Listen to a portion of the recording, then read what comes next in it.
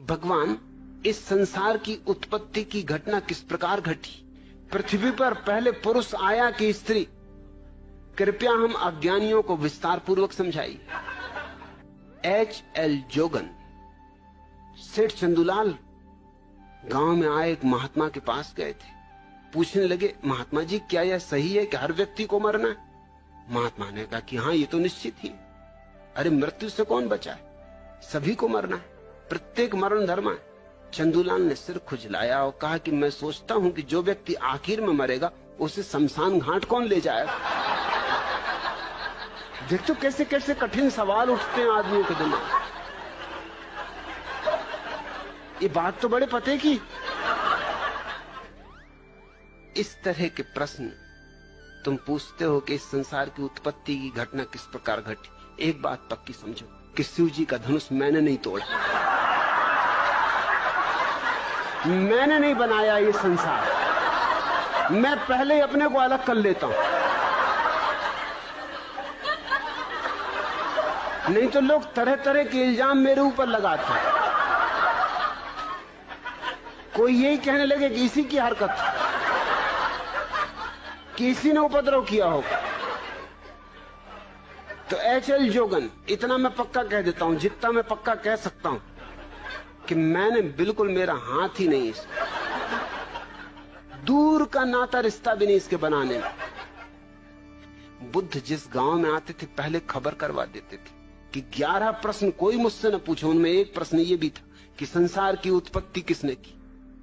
पूछे ही नहीं कोई, क्योंकि ये बुद्धुओं के प्रश्न हैं और बुद्ध इनके उत्तर नहीं देते।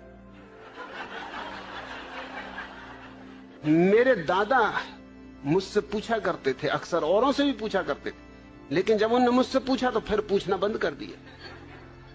वो पूछा करते थे कि अक्ल बड़ी की भैंस। अब उनको कौन उत्तर दे? मुझसे एक दिन पूछ बैठे, मैंने कहा भैंस। उन्होंने कहा क्यों? मैंने कहा क्योंकि भैंस ये सवाल नहीं पूछती।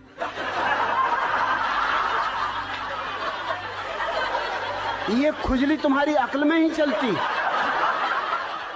भैंस तो बिल्कुल परमहंस दशा में। मैं कई भैंसों के पास जाके कई घंटों खड़ा रहा, कोई भैंस नहीं पूछती कि अक्ल बड़ी की भैंस। अरे भैंस को पता ही है कि हम बड़े, क्या पूछना? फिर उन्होंने नहीं पूछा। फिर मैं कई दफा उनसे पूछता था कि पूछो ना, अक्ल बड़ी की भैंस। कहते तू चुप रहे। वो मुझे कहीं नहीं ले जाते थे, वो बड़ा सत्संग करते थे, महात्माओं के पास जाते थे। वो जब भी जाए मैं बैठे ही रहता था कि आया मैं भी, कि नहीं तू ले जाने नहीं, तू कुछ ना कुछ उल्टी सीधी बात कह देगा। मैंने कहा उल्टी सीधी बातें तुम लोग करते हो, मैं सीधी सादी बात करता हूं। अब तुम ये बात पूछते हो अक्ल बड़ी की भैंस, और मैंने सीधा उत्तर दे दिया कि भैंस, तो तुमको लगता है उल्टी सीधी बातें कर रहा हूं। अरे आने दो, मैं भी तुम्हारे महात्मा को जरा दिखाऊंगा। एक दफा मुझे ले गए, सिर्फ एक दफा ले गए। एक महात्मा के पास गए, वो मिलने मुझे ले गए। महात्मा की उम्र रही हो कोई 30 साल, मेरी उम्र रही होगी मुझसे से कोई 15 साल, और मेरे दादा की उम्र रही कम से कम 60 साल। महात्मा ने उनसे कहा आओ बच्चा बैठो।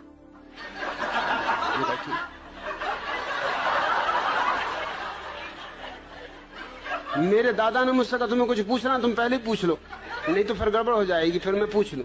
मैंने उनसे पूछा कि बच्चा एक जवाब दो। महात्मा बहुत नाराज हुए, कहने लगे मुझसे बच्चा कहते हो?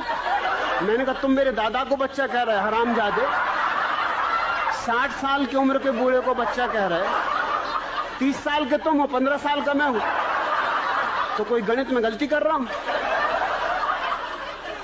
तुम बच्चा नहीं महाबच्चा हो। मेरे दादा ने मुझे फौरन बाहर निकाला, तू जा भैया, तू घर जाओ, कभी मेरे साथ मत आना। क्या बातें पूछ रहे हो? सृष्टि को किसने बनाया? जान भी लोगे तो क्या करोगे? क्या फिर से बनाना है? एक से ही मन नहीं भरा।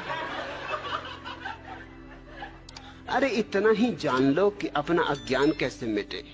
ये जानने से नहीं मिटेगा, ध्यान का दिया जला लो, अज्ञान मिट जाता।